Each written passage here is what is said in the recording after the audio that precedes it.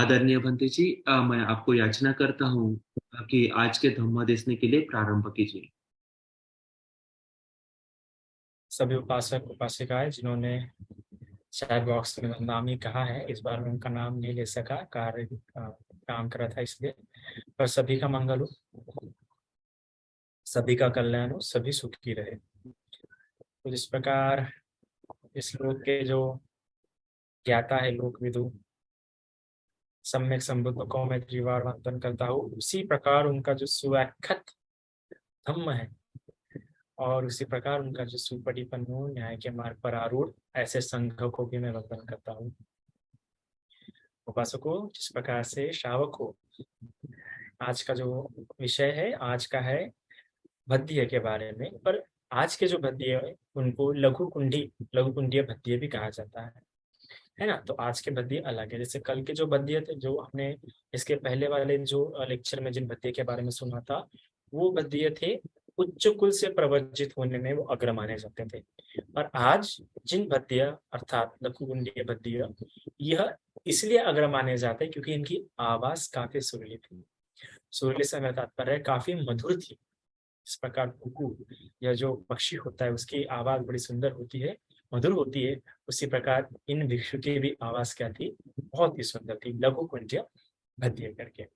तो जैसे बाकी श्रावकों का जो शुरू होता है पदुमत्तर बुद्ध के समय से, उसी प्रकार इनका भी समय पदुमत्तर बुद्ध के पास से ही होता है।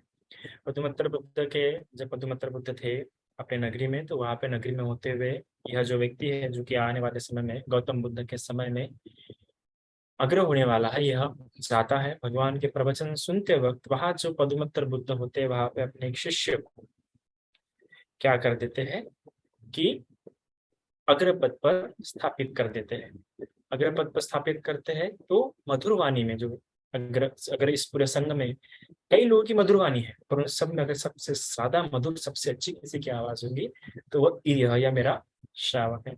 यह सुन जो यह व्यक्ति भी वहां बैठा हुआ था, वहां बैठ के इसके मन में भी इस प्रकार से धर्माधितक जाग गया, श्रद्धा उत्पन्न हो गया और प्रेरणा उत्पन्न हो गई।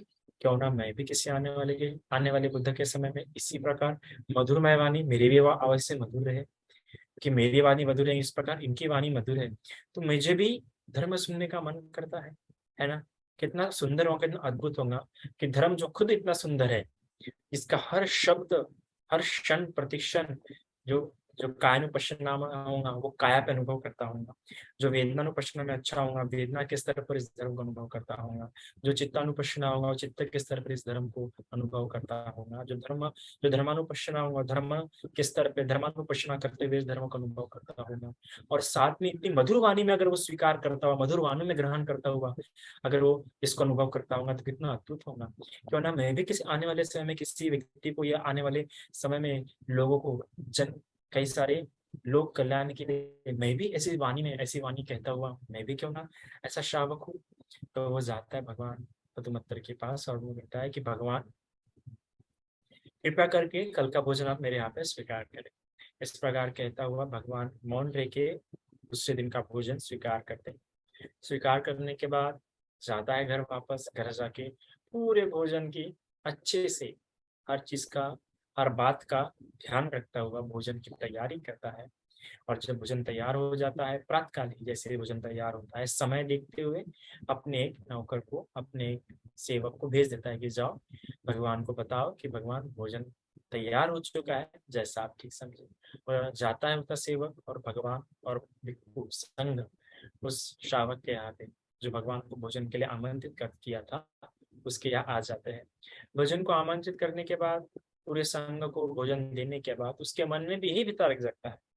मुझे यह बड़ी बात बड़ी पसंद है कि वो जो श्रावक है, भगवान के जो श्रावक है, जानते हैं कि मैं जो पुण्य कर रहा हूँ और मेरी जो मांग है, क्या उन दोनों में मेल बैठता है क्या। ये बड़ी सुंदर बात है श्रावकों की, कि हमेशा अपने पुण्य के स्तर को, अपने पुण्य की बात को खुद पहले समझते हैं, है ना। ऐसे किसी पुण्य को बड़ा घोषित नहीं करते, भले ही लोगों को कहने के लिए वो पुण्य बड़ा होगा समाज के रूप में, पर मेरी देते समय की चेतना, मेरा सामर्थ्य, पुण्य करते समय हमने अपना सामर्थ्य भी देखना चाहिए। हम कहते थे कि मैंने आज दान किया, है ना, हम कहते थे कि मैंने सेवा की, है ना, हम कह देते कि मैंने इस प्रकार कुशल कर्म किया, पर क्या मैंने अपने सामर्थ्य अनुसार किया? क्या मेरा सामर्थ्य जितना था उसके अनुसार किया? जितना मेरा सामर्थ्य था अगर उसके अनुसार नहीं किया तो ये पुण्य महान पुण्य कहलाने योग्य नहीं रहे। अगर एक गरीब है, अगर एक गरीब के पास कुछ भी नहीं है और वो गरीब तो अपने उसमें से भी अगर कुछ देता है तो उसके लिए वो महान पुण्य है। और वही अगर कोई अमीर व्यक्ति है, अमीर व्यक्ति अगर कुछ दे रहा है, पर देते समय उसको त्याग उत्पन्न नहीं हो रहा कि मैं कोई महान कार्य कर रहा हूँ। देते समय लगना चाहिए कि उसके पास से कुछ जा रहा है, वो त्याग समान जो अनुभूति होता है, जो त्याग के समय जब कटता है इंसान, वो कटना चाहिए इंसान ने। वो देखना चाहिए किस प्रकार व्यक्ति कटता है। तो उसी प्रकार वो श्रावक भी जाना कि मैं मेरे लिए तो ये पुण्य कोई बड़ी बात नहीं थी कि मेरे पास धन था। बड़ा ही पुण्य बढ़ाऊंगा। इतने बड़े श्रावक सोचे ना, लाखों की मतलब हजारों की संख्या में भिक्षु संख्या, उन सबका भोजन, उन सबकी देख रेख करना मामूली बात नहीं था। पर फिर भी मेरे पास जो धन है, मेरे पास जो ऐश्वर्य है, उसके अनुसार ये श्रेष्ठ कहने योग्य नहीं है। उसे खुद को अनुभूति हो रही है, खुद के मन में उसके खुद के मन में ये वितर्क उत्पन्न हो रहा है। तो भगवान को कहता है कि भगवान आज से और आने वाले 6 दिनों के लिए फिर से मेरा भोजन कृपा करके, अनुकंपा करके, अपना अवकाश प्रदान करते हुए स्वीकार करें। भगवान मौन रह के स्वीकार करते हैं। इसी प्रकार लगातार 7 दिन के बाद जो भोजन होता है, तो भोजन देने के बाद क्या होता है, वह सभी को चीवर भी अर्पण करता है, काशा वस्त्र भी दान करता है। तो हम देख रहे होंगे जो जो कोई श्रावक हो रहा है, वो सभी क्या हो रहा है, भोजन दान भी दे रहा है और काशा वस्त्र भी दान दे रहा है। क्योंकि काशा वस्त्र देने का यह लाभ होता है, अगर हम भी कभी किसी समय में चीवर, अगर हमें किसी जन्म में चीवर लेना रहेगा तो हमारे लिए भी काशा वस्त्र का काष्ठा वस्त्र में आसानी से प्राप्त हो जाएंगे। जैसे कि अट्ठ कथाओं में कहा जाता है कि जो जो ने जब भगवान ने नए नए रूप में जब भिक्षु बनाना शुरू किया, तो भगवान से इतना कहते थे, यही पस्सी को भिक्ख करें। इतना कहते बराबर देवता वगैरह उनके लिए चीवर ला देते, जो भिक्षु बनने वाला है उसके लिए देवता वगैरह चीवर ला देते थे, मतलब उसके लिए चीवर आसानी से उपयुक्त हो जाता था। इसके अलावा हम क्या देखते हैं कि आज भी ऐसा मैंने सुना है ऐसा कि म्यांमार में आज भी अगर कोई श्रावक चिवर, अगर कोई शिष्य चिवर लेना चाहता है, उससे अगर भले ही बिहार में बहुत चिवर पड़े होंगे, पर तो भी उसे कहा जाता कि जा अपने लिए चिवर का इंतजाम करके आ। तो घर घर में ऐसा मांगता है व्यक्ति, किसी के यहाँ मिलता है, किसी के यहाँ पे अगर कोई भिक्षु बना होगा तो किसी का अंतर्वास वगैरह मिल जाता है। तो जैसा पुण्य होगा उस प्रकार हमें चिवर वगैरह क्या होता है, प्राप्त होता है ना। और वैसे भी चीवर दान देना मतलब एक उपासक के लिए एक महान बात हो जाती है, क्योंकि वो कहीं ना कहीं क्या हो जाते हैं, एक बुद्ध शासन को क्या कर रहे हैं, समर्थन दे रहे हैं अपना चीवर दान देके। बुद्ध शासन को क्या कर रहे हैं वो लोग, अपना अपना योगदान दे रहे हैं चीवर देके। इस प्रकार आशा कर रहे हैं कि और भी क्या होते रहे इस बुद्ध शासन में, इस काशा वस्त्रधारी, इस काशा के रंग में लोग रंगते जाए, निर्वाण की ओर अग्रसर होते जाए।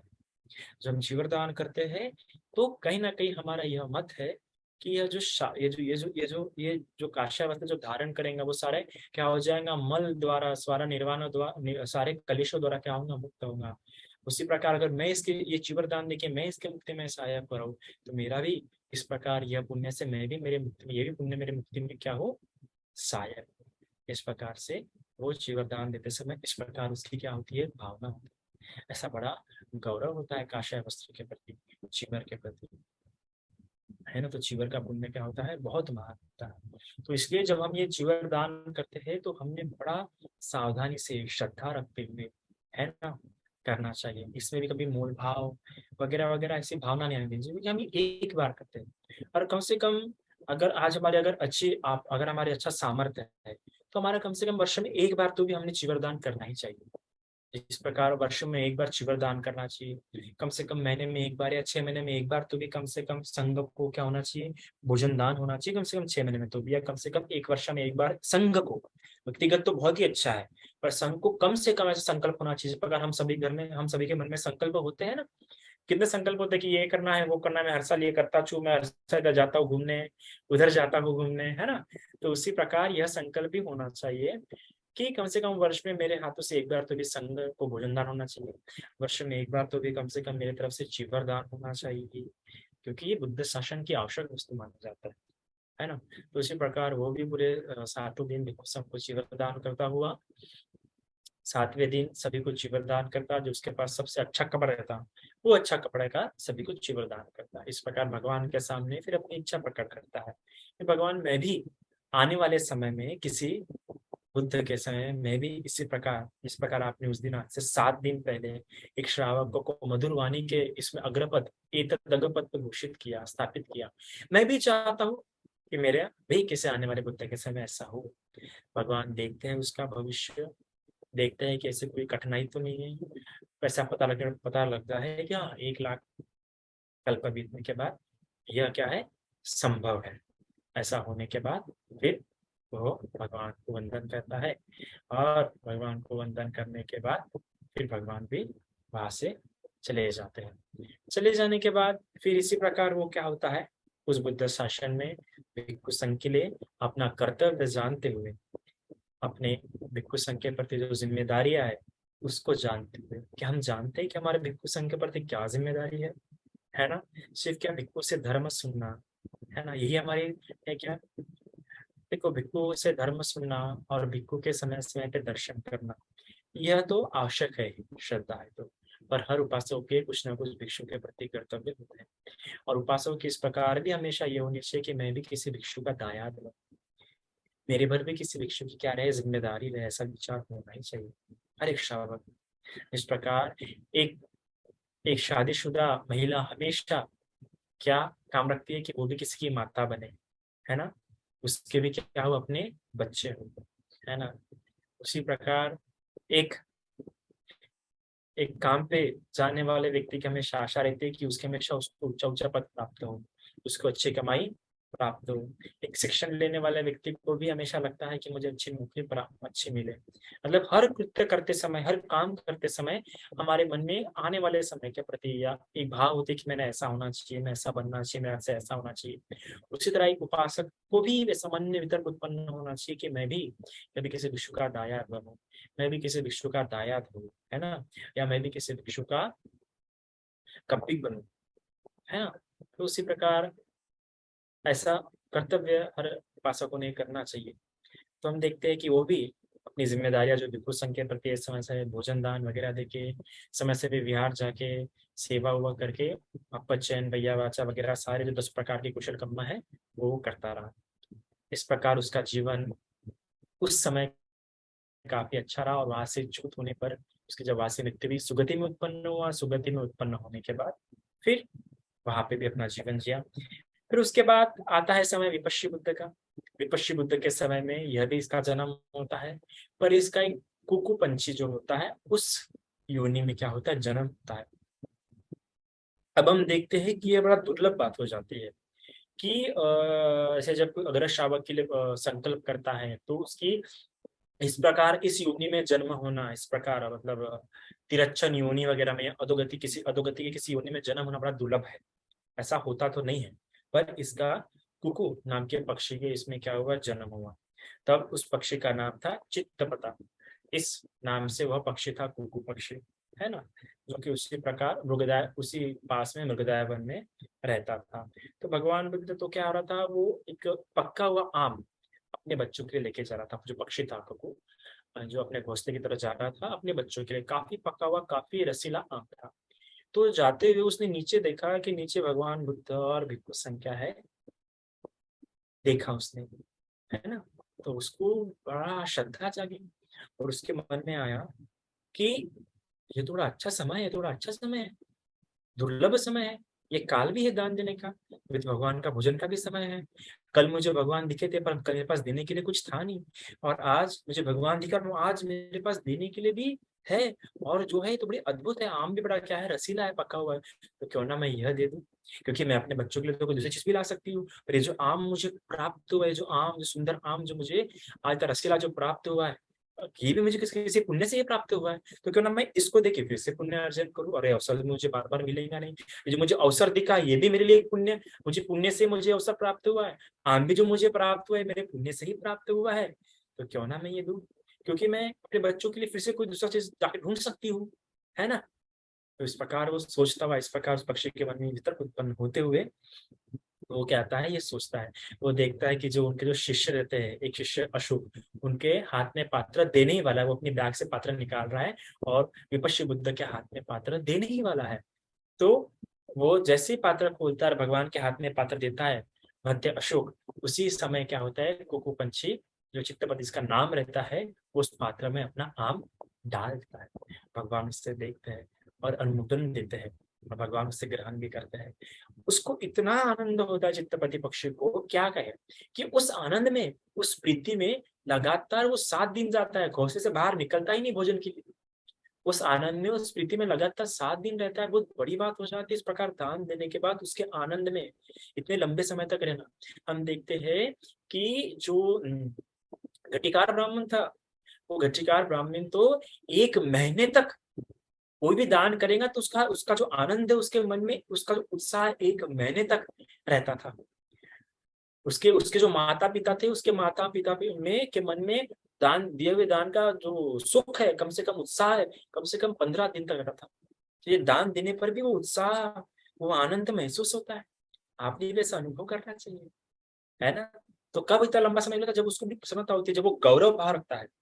आप दान दे रहे हैं पर आपका संघ के प्रति, जिसको दे रहे हैं उसके प्रति गौरव भाव नहीं है, या संघ के प्रति गौरव भाव नहीं है, तो शायद से आपको ये अनुभूति लंबे समय के लिए नहीं रहेंगे, आप उस अनुभूति को आप अनुभव नहीं कर पाएंगे। तो साथ में गौरव भाव होना भी क्या है, बहुत आवश्यक है। इस प्रकार आज भी हमारे बिहार में, आज हमारे जो लोग है, उनका जन्मदिन था, तो ऐसा बताना नहीं चाहिए, तो हमने भी उनको दान दिया। मेरे पास ज्यादा पैसे तो थे नहीं, पर मैंने कहा कि देना है तो एक ही बार दे सकते हैं, तो जो अच्छी है वो दिए। और देते समय हमारे पास उतना उतना था नहीं, जितना था दे दिए। तो उसका आनंद जो था, उसका जो आनंद था, वो आनंद बहुत लंबे समय के, और इतना जो हल्कापन जो अनुभव होता है, वो जब आप देते हैं, जब उत्साह देते हैं, सोचते नहीं कि क्या होगा कैसे होगा। हम कई बार कहते हैं दान भी सोच सोच देते हैं, तो जो सोच सोच के देते हैं ना दान, तो दान देते समय ये बच्चा कुचा के देते हैं ना, तो शायद मेरे ख्याल से, मुझे उतना नहीं पता, पर शायद मेरे ख्याल से उसकी अनुभूति, उसका उत्साह उतने उतने रूप में उत्पन्न नहीं होता। जब हम बिना सोचे ऐसा बच्चा कुचा के रखते नहीं और एकदम दे देते सब कुछ जो हमारे पास है, तो जो उसका जो उत्साह, जो आनंद, मतलब आनंद तो रहता ही है, पर उसका उत्साह भी एक एक शरीर में हल्कापन, बहुत लंबे समय तक आप उसको अनुभव कर पाते हैं। अगर आपका सही प्रकार से ध्यान होना, सती होना, तो ऐसा ऐसा ऐसा अनुभव होता है। तो ऐसा ही होता है। फिर ऐसा हुआ, और अपने हाथों से गौरव से देते तो और भी आनंद होता है।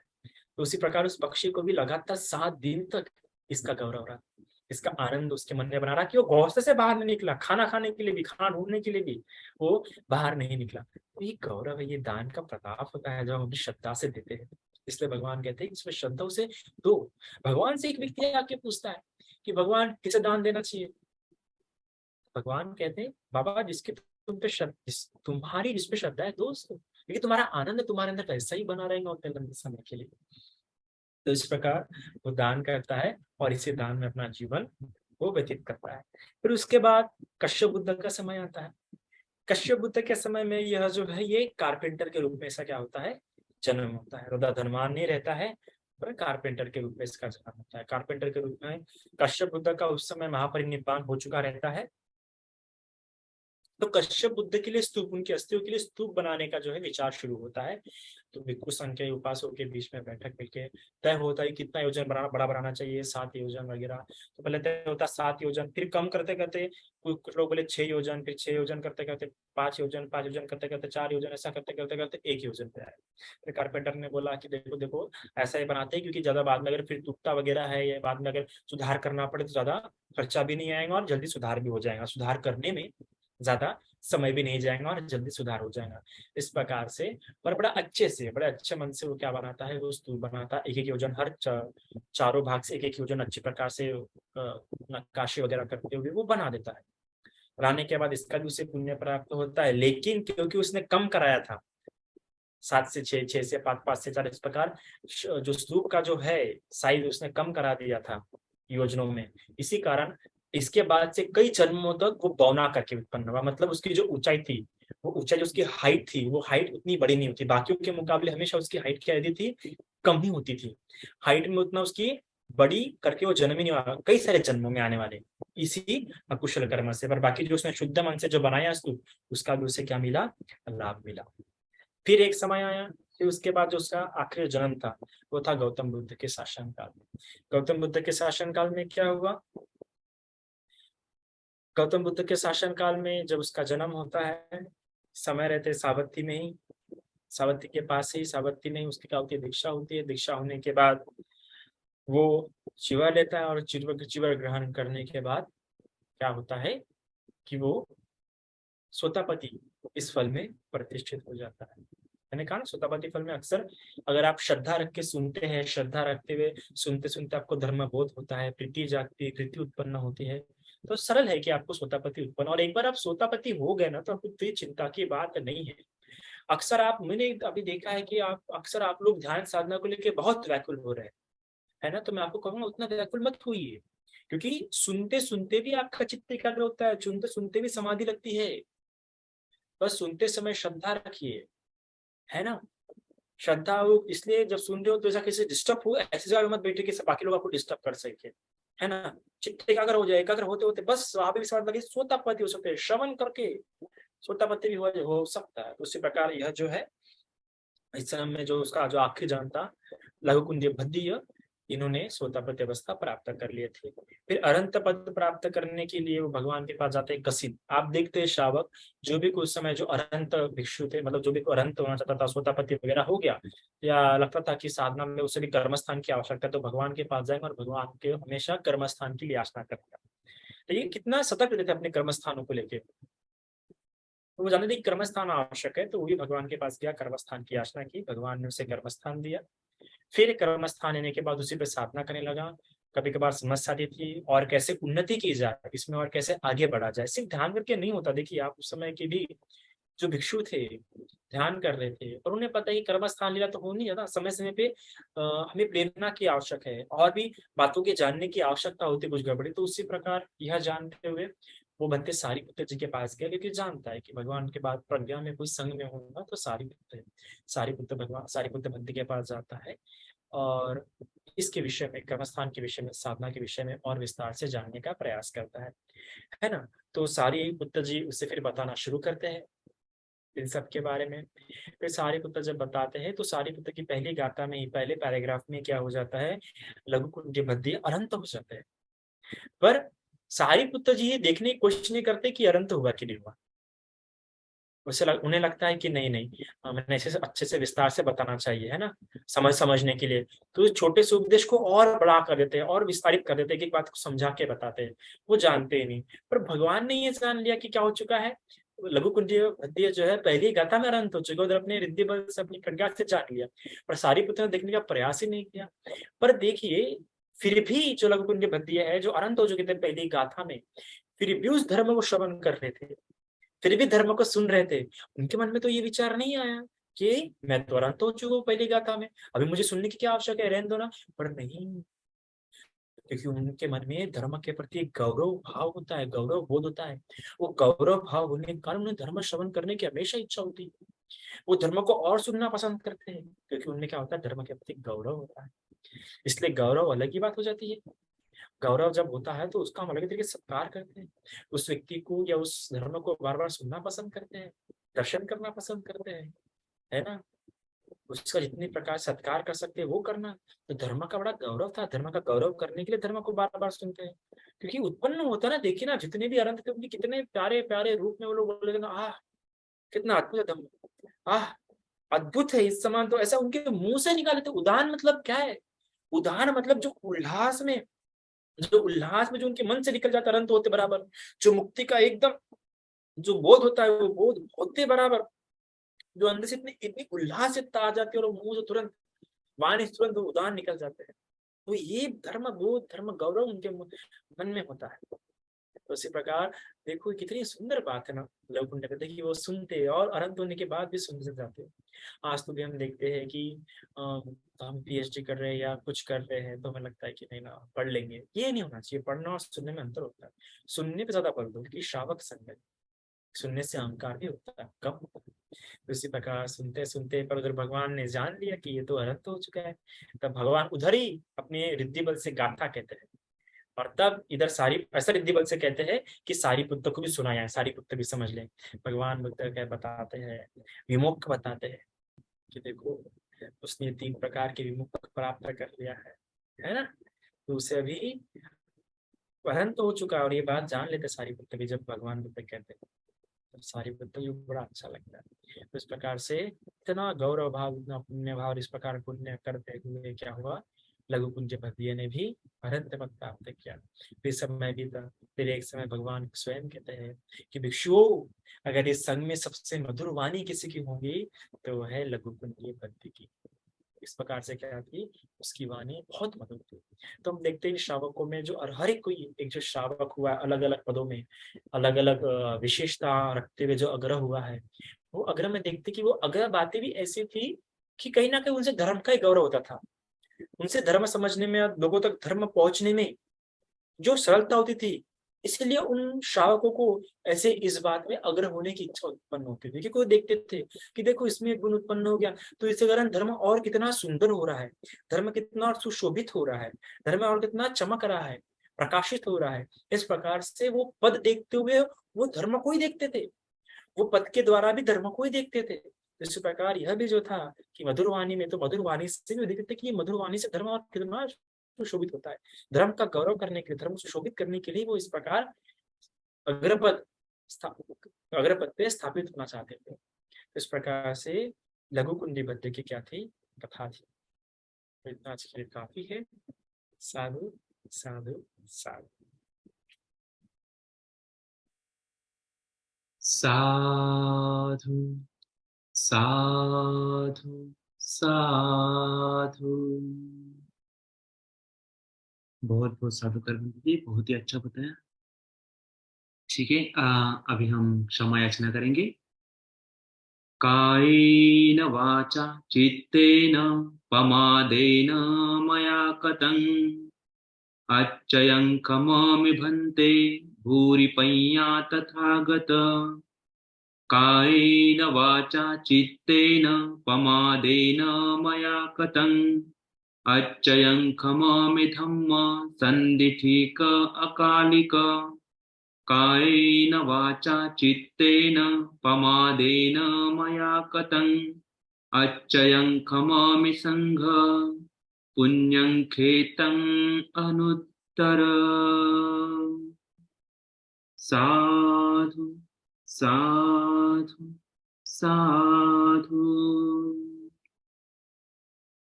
पुण्यानुमोदन याचना। ओकासवन्दामि भन्ते मया कतं पुण्यं सामिना अनुमोदितव्यं सामिना कतं पुण्यं मह्यं दातव्यम्। साधु साधु अनुमोदितव्यम्। ओकासद्वारतएन कतं सभ्यम् अच्छयं खमथ मे भन्ते ओकास खमामि भन्ते द्वितीयंपि ओकास खमामि भन्ते तृतीयंपि ओकास खमामि भन्ते। खमतु खमतु खमामि। साधु साधु साधु। लीजिए पानी। यथा वरिवः पुरा परिपूरन्ति सागरम् एवमेव इतो दिन्नं पेतानं उपकम्पति। इच्छितं पचितं तुम्मं क्षिप्तमेव समीजतो सब्बे पुरेन्तु चित्तसंकप्पा छन्दोपन्नो यथा मणि ज्योतिरसो यथा। हाँ, जुड़ के बैठ जाइए। अभिवादनशीले स नीचं वर्धापचायिनो चत्तारो धम्मा वर्धन्ति आयुअन्नो सुखं बलं। साधु साधु। साधु साधु साधु।